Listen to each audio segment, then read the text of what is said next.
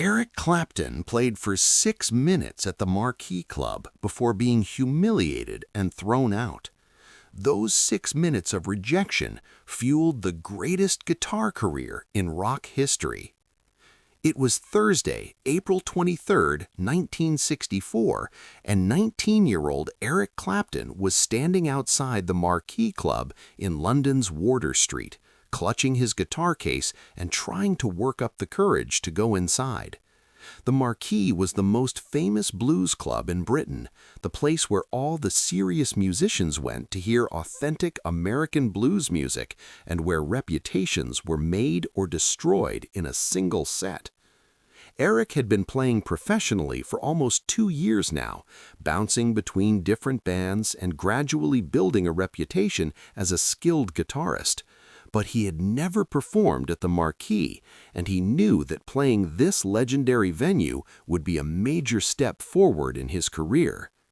The club's Thursday night open blues sessions were legendary among London musicians.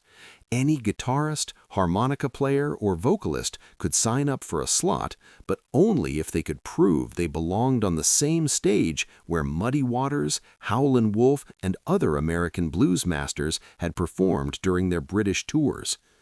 The man who controlled access to that stage was Frank Mitchell, the Marquee's owner and booker.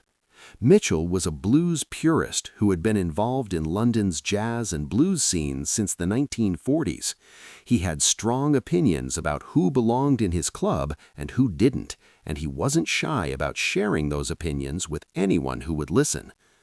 Mitchell believed that blues music was sacred, that it belonged to the African-American musicians who had created it, and that most British musicians were just pale imitations who didn't understand the cultural and emotional depth of the music they were trying to play. "These young white boys think they can just pick up a guitar and play the blues," Mitchell would tell his regular customers. "They don't understand what the blues really means. They haven't lived it, they haven't suffered for it, they don't have the right to play it." Eric knew about Mitchell's reputation and his strong feelings about British blues musicians, but he also knew that the Marquee was the place where he needed to prove himself. If he could impress the crowd and earn Mitchell's respect at the Marquee, doors would open throughout London's music scene. As Eric approached the club's entrance, he could hear music drifting out into the street. The Thursday night session was already underway, and from the sounds of it, the level of musicianship was exceptional. Eric felt his stomach tighten with nervousness as he realized he would be competing with some of London's most skilled blues musicians. Inside the club, the atmosphere was thick with cigarette smoke and musical intensity. The Marquee was packed with about 200 people, most of them serious music fans who knew their blues history and could spot a fake performance from the first note. Eric signed up for a slot with the club's stage manager, a young man who looked him up and down skeptically. "What's your name?" the stage manager asked. "Eric Clapton." "Never heard of you. What bands have you played with?" "The Roosters, some pickup bands around Surrey," Eric replied, knowing that none of these credits would impress anyone at the Marquee. "What are you going to play?" "Sweet Home Chicago, Robert Johnson's version." The stage manager raised his eyebrows. "Robert Johnson? That's serious stuff, kid. You sure you can handle it?" "I think so," Eric said, with more confidence than he actually felt. "Well, you're on in about an hour. Don't embarrass yourself." Eric found a spot near the back of the club and watched the other performers, trying to gauge the level of competition and figure out how he could stand out. The musicians who had played so far were all competent, but none of them had set the room on fire. Eric began to think he might actually have a chance to make an impression. What Eric didn't know was that Frank Mitchell had been watching him from the moment he walked into the club. Mitchell had developed an eye for spotting musicians, and something about Eric's appearance and demeanor had immediately put him on guard. Eric looked exactly like what Mitchell disliked most about the British blues scene: young, white, middle class, and probably more interested in impressing girls than in understanding the deep emotional roots of blues music. Mitchell had seen dozens of guitarists like Eric come through his club, and most of them had been disappointing. "Another suburban blues tourist," Mitchell muttered to himself as he watched Eric tune his guitar in the back of the club. When Eric's turn came, he walked to the small stage at the front of the room, plugged in his guitar, and adjusted the amplifier settings. The crowd quieted down, giving him the respectful attention that all performers received at the Marquee, at least initially. Eric looked out at the audience and saw faces that ranged from curious to skeptical to openly dismissive.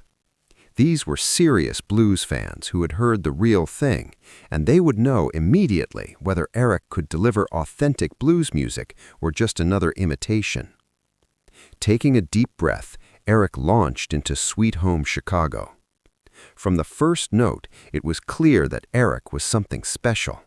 His guitar tone was perfect, warm, rich, and full of the subtle nuances that separated professional musicians from amateurs. His technique was flawless, but more importantly, his emotional connection to the music was undeniable. Eric played the Robert Johnson classic with a maturity and understanding that shocked everyone in the room. This wasn't just a young musician copying licks he'd heard on records. This was someone who truly understood what the blues was about, who could channel the pain and joy and hope that made the music meaningful. The audience began to respond immediately. Heads were nodding, people were swaying to the rhythm, and the skeptical expressions on many faces were being replaced by genuine appreciation and surprise.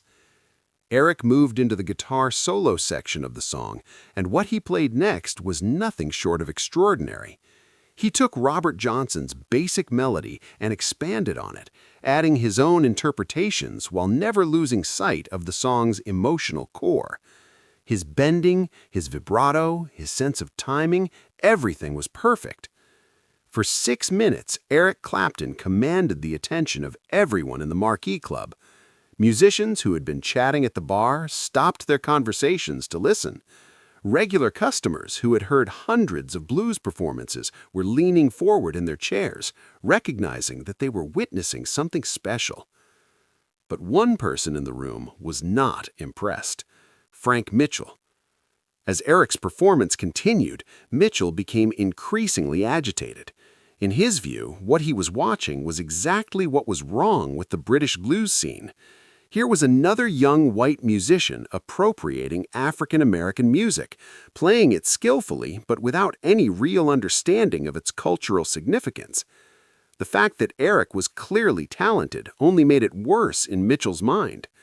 Talented musicians who misused the blues were more dangerous than incompetent ones because they could convince audiences that their appropriation was legitimate. As Eric reached the climactic moments of his solo, Mitchell made a decision that would haunt him for years to come. He stormed through the crowd, pushed his way to the front of the club, and stepped directly in front of the stage.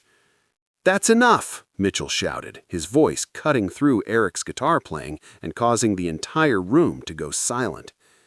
Eric stopped playing mid-note and looked down at Mitchell in confusion and growing alarm. "Get off my stage," Mitchell continued, his face red with anger. "We don't want amateur white boys playing black music in here. You think you can just waltz in here and play Robert Johnson like you understand what it means? You're nothing but a tourist." The entire club was now dead silent. 200 people watched as the 19-year-old guitarist stood on stage, holding his guitar and looking like he had been physically slapped. "This is sacred music," Mitchell shouted, addressing not just Eric but the entire audience.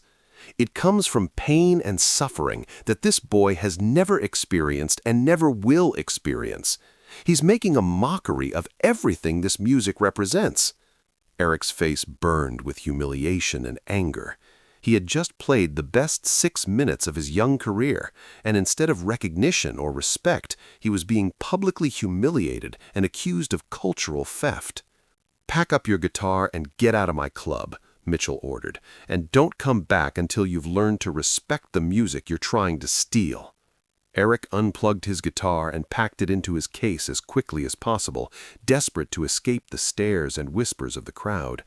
A few people tried to approach him as he headed for the exit, apparently wanting to tell him they had enjoyed his performance, but Eric was too humiliated to stop and talk to anyone.